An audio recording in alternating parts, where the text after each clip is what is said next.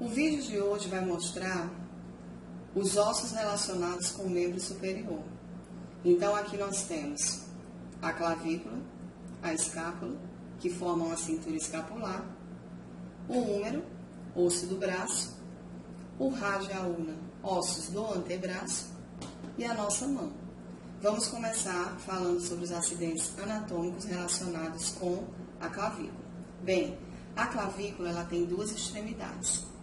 Uma extremidade que é chamada de acromial e outra extremidade que é chamada de external.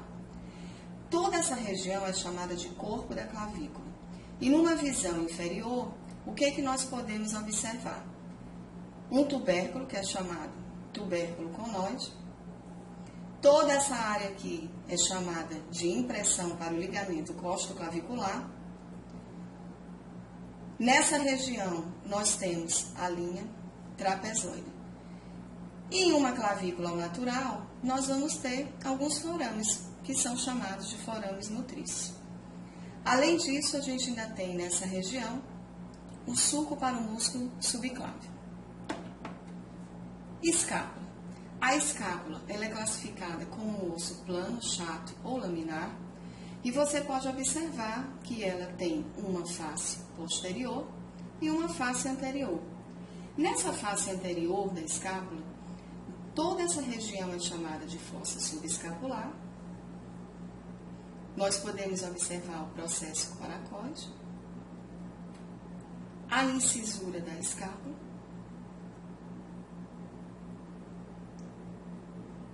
a cavidade glenoide, com o tubérculo supraglenoidal e o tubérculo infraglenoidal, o acrômio,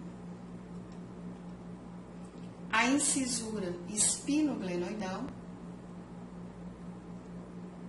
a fossa infraespinal, a fossa supraespinal, a espinha da escápula. Toda essa área de margem superior, aqui é o ângulo superior, o ângulo lateral. Então, essa margem, ela é a margem lateral. E essa face aqui, ela é chamada de face costal. O colo da escápula se situa nessa região, muito perto da cavidade glenoide.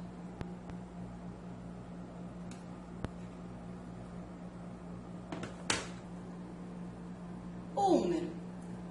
O húmero é classificado como osso longo e todo osso longo tem duas extremidades, chamadas epífises, extremidade proximal e extremidade distal, e um corpo chamado de ápice. Na extremidade proximal, o que é que nós podemos observar? Essa área é chamada cabeça do húmero. Nós temos dois tubérculos, tubérculo maior, tubérculo menor. Toda essa região aqui é chamada de colo anatômico do húmero. E entre os tubérculos, nós temos o sulco intertubercular. Descendo, nós vamos ter a crista do tubérculo maior e a crista do tubérculo menor. E nessa região temos a tuberosidade deltoide, aonde o músculo deltoide se insere.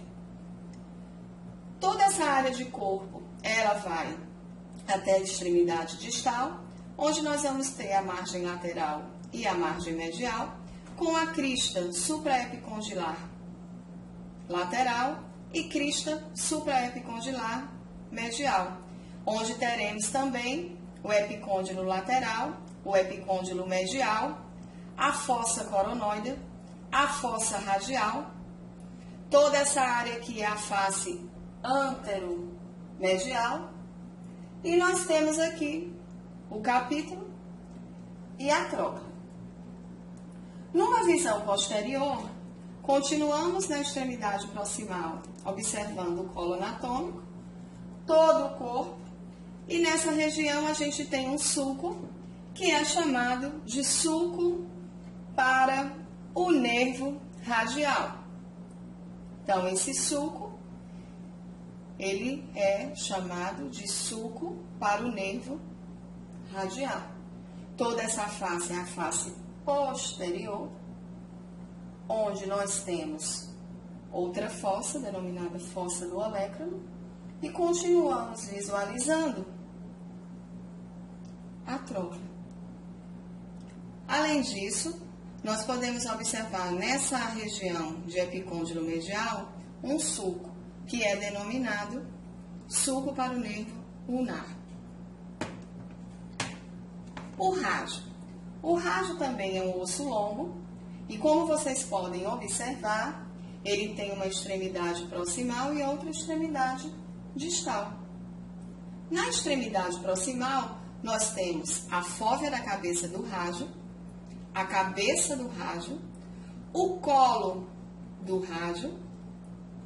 Toda essa região é chamada de tuberosidade do rádio, forame nutrício,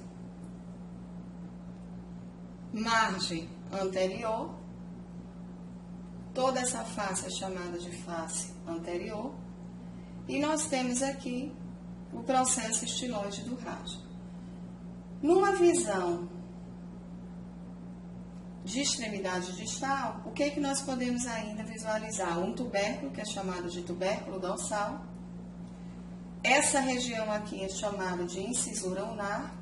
Aqui, a face cárpica ou carpal articular.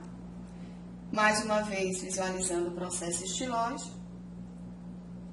E essa área é chamada de margem interóssea. Lembrando sempre que o rádio, ele vai estar com o próximo osso assim unido, que é um osso longo e é denominado de ulna. A ulna, ela tem duas extremidades. Nessa extremidade proximal, nós conseguimos visualizar a incisura troclear, a incisura radial, é aqui que a cabeça do rádio ela encosta. Nós temos ainda a tuberosidade da ulna.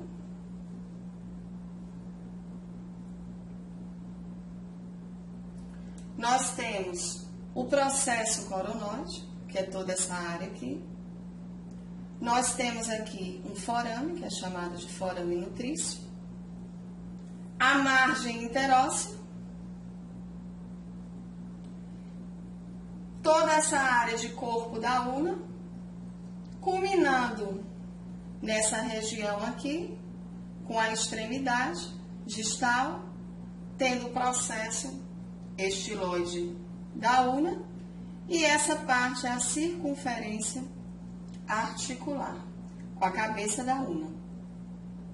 Além disso, nós podemos ainda citar o olecrano, que é essa região aqui superior, perto da incisura troclear, do processo coronoide e da tuberosidade da ulna.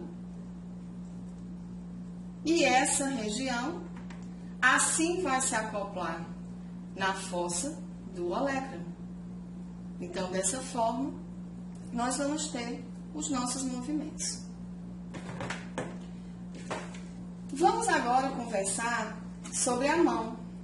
A mão, ela possui ossos, que são ossos do tipo curto e ossos longos. Os ossos curtos, eles pertencem ao carpo. Então, nós temos uma fileira que é chamada de proximal, uma fileira que é chamada de distal, os metacarpos e as falanges. Vamos começar pela fileira proximal do carpo, lembrando sempre que nós temos que colocar a mão na posição anatômica. Então, a mão ela vai estar virada, espalmada para frente.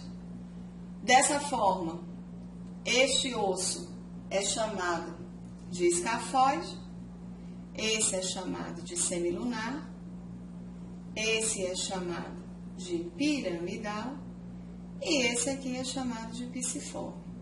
Na fileira distal, nós temos o trapézio, o trapezoide, o capitato, o amato e o ângulo do amato.